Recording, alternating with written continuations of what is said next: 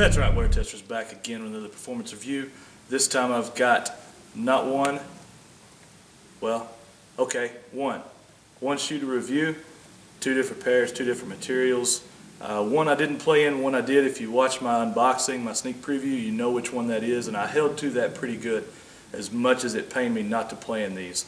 So I'm going to do the performance review on the BrandBlack Force Vector Premium.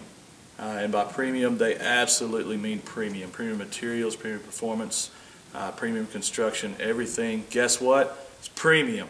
So, no further ado, let's get right into it. Alright, so first things first, we'll get into the materials. As I said, this is premium, which means leather. Nightwing, of course, reviewed the mesh pair that came out, the performance mesh. This is just, I mean, it's absolutely leather. There's nothing else to say it. You got your suede on the back right here. A little bit of an off-colored midsole, which I find was kind of unusual. Of course, the blue bottoms from BrandBlack get that good grip in there. You got your shank there. The reason I say it's unusual is because they look tan, almost like the vintage dirty style that was popular here a few years back. But that's only on the vintage premium pairs, I believe. I believe the mesh has a normal white midsole. I do like the little textured patterns here on the leather. That's really pretty cool. Very open mesh tongue right here. Suede top. I did get a little bit. There's some stitches right in here if you wear no-show socks that are going to eat you alive. But nothing you can, I mean, don't wear no-shows. Just wear it up to the top of the shoe. You'll be fine. Now, the tan pair is the vachetta leather. I believe that's how it's pronounced. Vachetta leather, whatever it is. Can't even freaking speak, man. It's a smoother leather all over. You can see here the texture on it.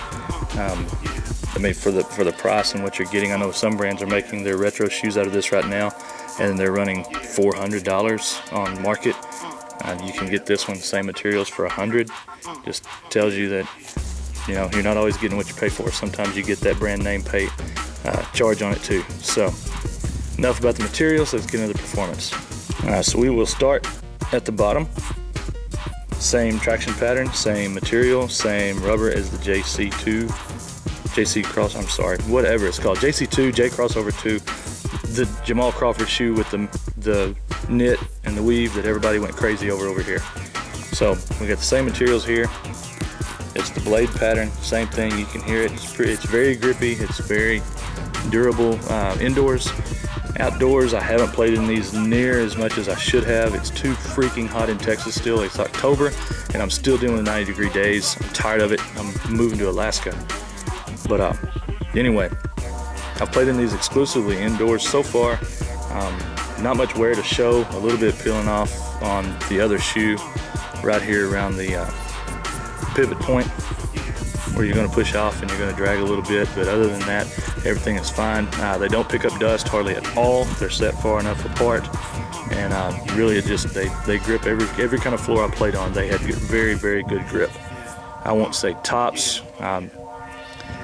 There's a couple of shoes that still got the category of traction beat hands down, but it is right there in that second tier of good to very good.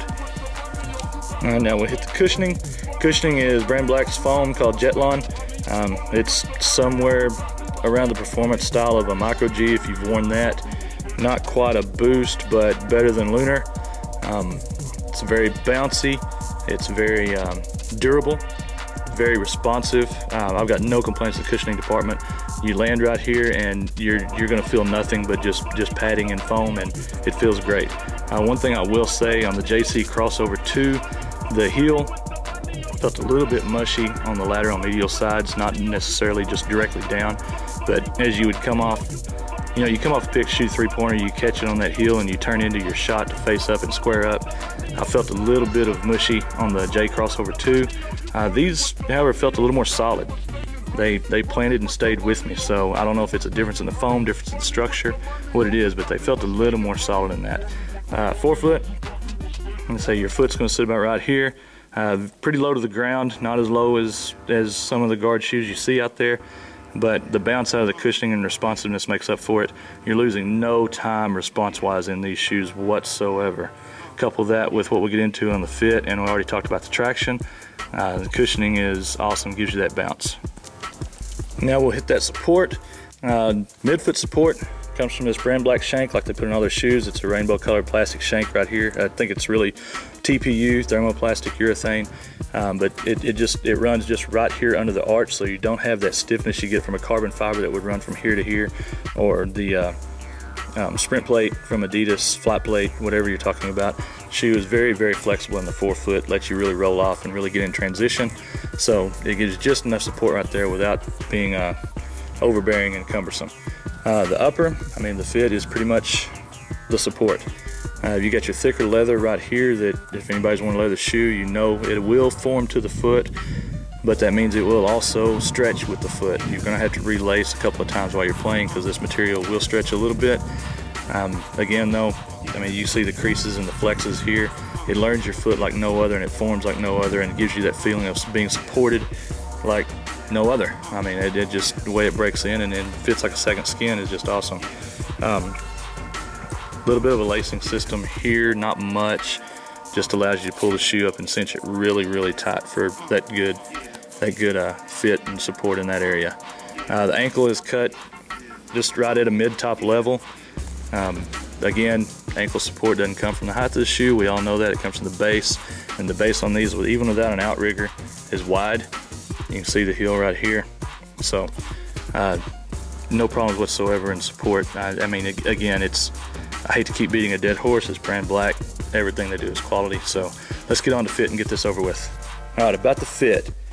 I know another website says it, but it's true. If you wear a 10.5 like I do, get a 10.5. However, with the J Crossover 2, there were some questions on that shoe, and I really felt like I could have went a half size down because the knit, the woven, really didn't contain my foot like I wanted to. I could have went a half size down and been just fine. However, the Vector fits dead on. The leather doesn't give as much as the woven does. It wraps and forms a little bit better than the woven did. So get that 10.5, break them in, you'll be fine. You'll notice your creases, don't worry about it. They're creases, they're shoes, they're supposed to crease. Deal with it, you'll get a great fitting shoe. That's pretty much it. No heel slip. You got your little Vector pads inside right here, you can see. The tongue being the open foam really allows the shoe to pull towards your foot. The laces pull everything up around tight. You're not going anywhere.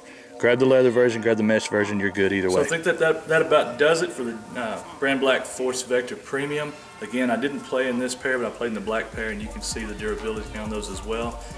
Not much to say. I mean, this might have been my shortest review ever, but you already know about the cushioning and the traction, so the rest of it was just going over what a leather shoe really is for some of you younger guys out there that have never had one. Originally priced at $140, they were marked down to $120 the day I received them from BrandBlack. I believe they're now marked down to $99.99 on finishline.com. Check that out for $100, and I think you can get some Winner Circle rewards coupons out there to knock that even lower. Definitely check these shoes out. I mean, for $80 you get great cushioning, great traction, premium materials. There's not another company out there that you can do that with right now for that cheap. Again, thank you to BrandBlack. You know who you are. I appreciate the help and the support. I wasn't expecting the 2 pairs, but trust me, they're very appreciated. Next up, I've got my choice. I've got about 4 shoes I've got to do. I've got the Spring Blade Pro from Adidas that you saw in the preview with these. I've got the LeBron 13, which is a very, very surprising shoe. Chris already went over most of it, but it really shocked me how good that shoe really is. I've got 2 or 3 days in it already. And then I've got a surprise package from 361 Running. Again, I know I just reviewed one of their runners last month. They sent me 2 of their premium runners. One's a trail shoe and one is a high-end cushioned runner that I think I'm going to be very, very surprised about. Well, maybe not me because I've had them before, but I think you will be very surprised about. So, that said, wear testers, thank you very much. Enjoy the videos. I'm out.